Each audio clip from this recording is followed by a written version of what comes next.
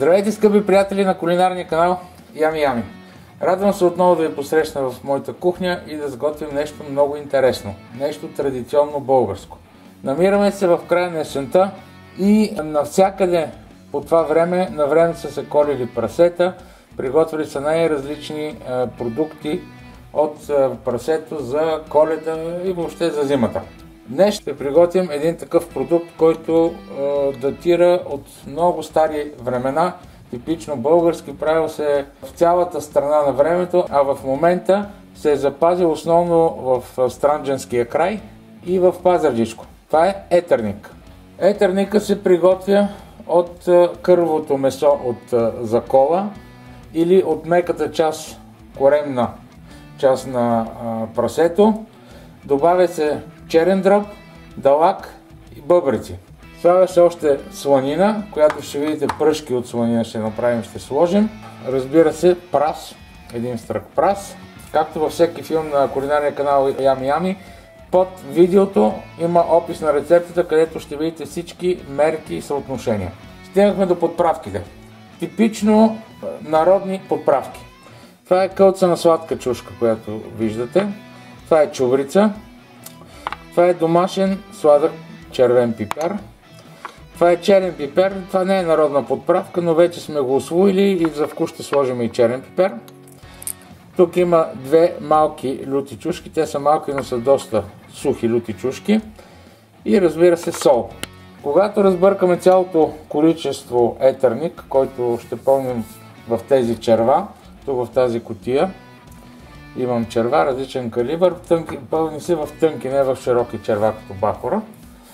Значи, когато забъркаме всичко е готово, ще го измерим, за да може да преценим колко сол да сложим и най-накрая ще сложим солта. Първото нещо, което ще направим е да почистим и да накиснем бъбреците.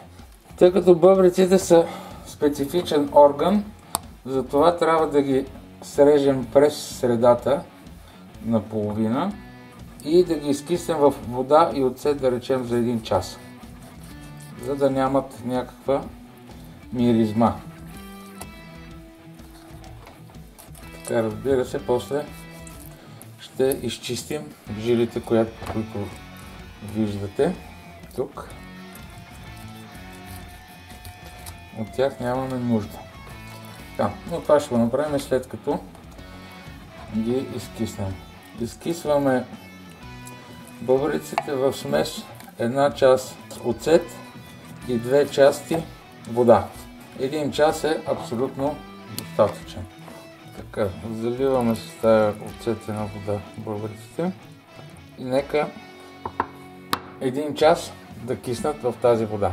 Докато бъбреците се киснат в вода и оцет, ние може да нарежем на малки късчета сланината, която ще направим на пръшки, за да може да се освободи част от мазнината, да не е толкова мазно и да има по-хубав вкус.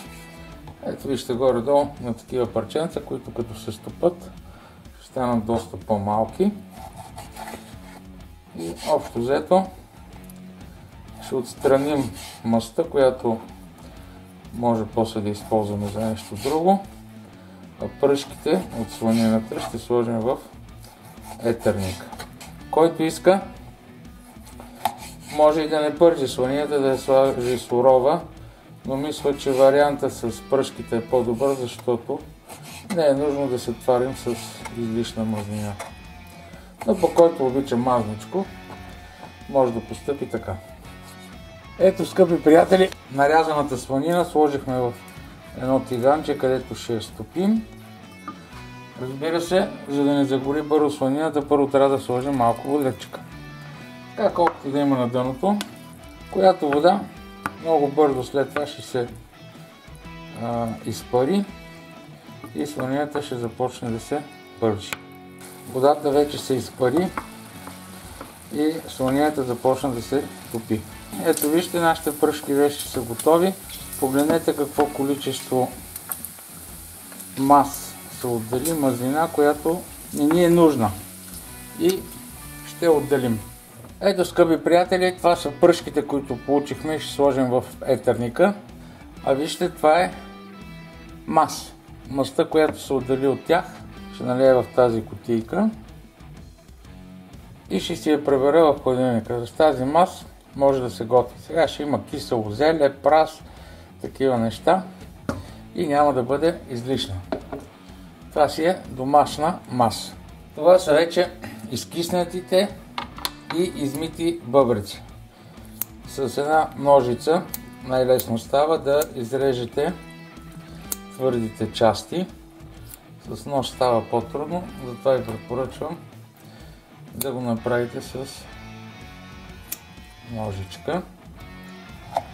За етерника всичко се реже, всичко се кълца, всички продукти, нищо не се мели. Така както най-често става и с бахора. Продължаваме с другите елементи. Така, това е далака. Тук има една ципа, която също трябва да отстраним. По-добре с ножицата.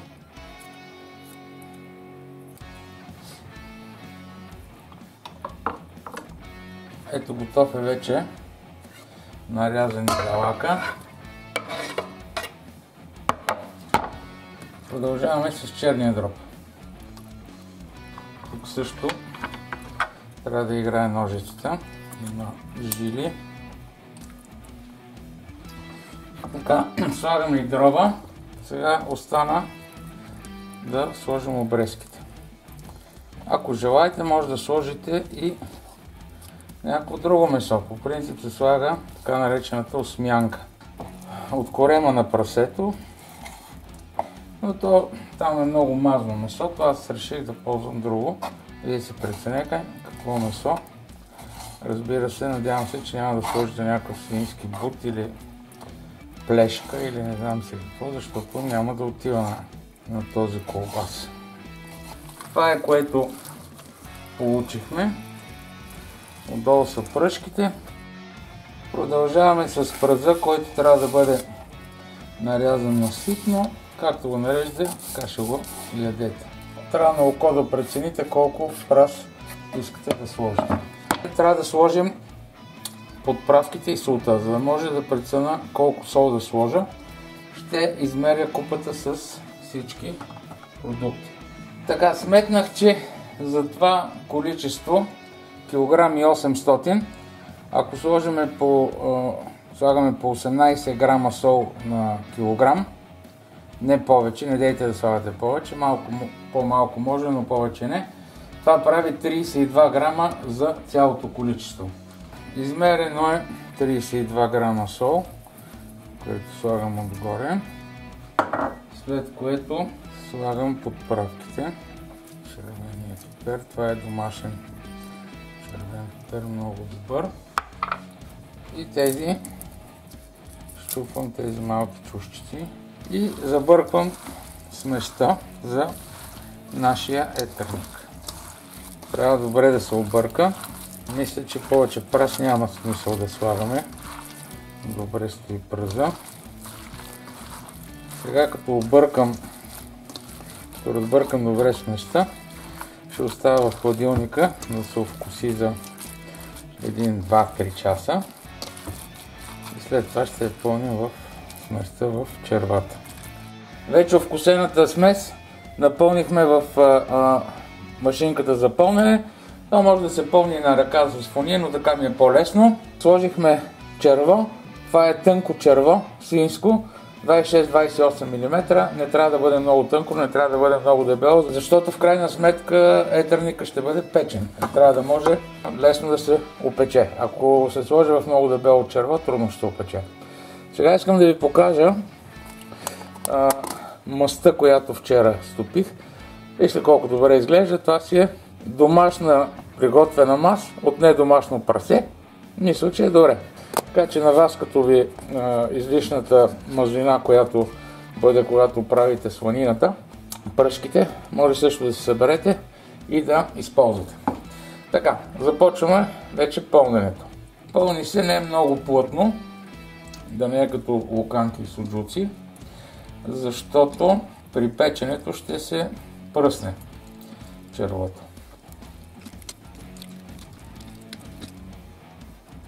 Ето какво получихме от нашия етърник.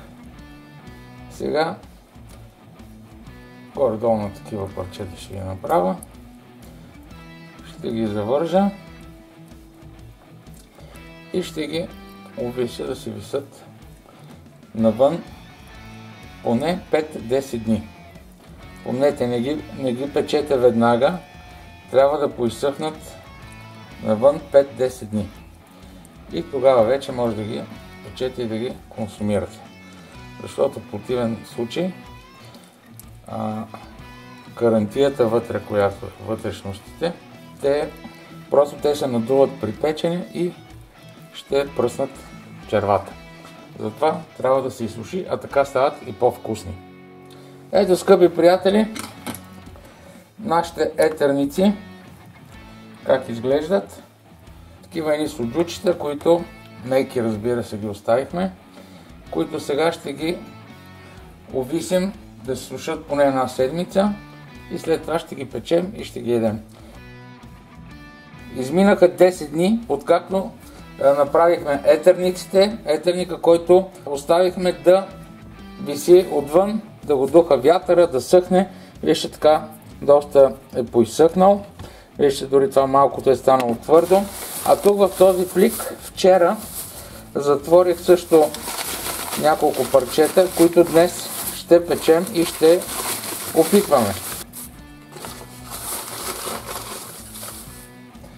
Така, искам да ви кажа, че това тук е, вижте как е поумекнало, а това стои твърдо.